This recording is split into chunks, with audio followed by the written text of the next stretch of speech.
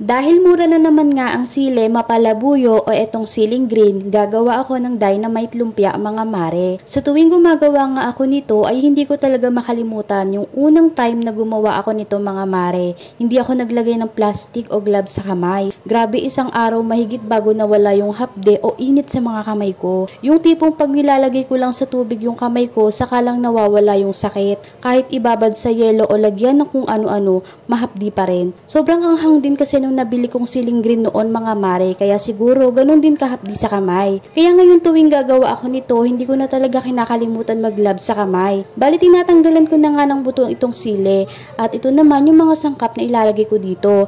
Merong ground whip na nabili ko sa Dali, sibuyas na puti, magic sarap, asin, paminta at itong liquid seasoning. Overload nga sa palaman itong mga dynamite ko mga mare.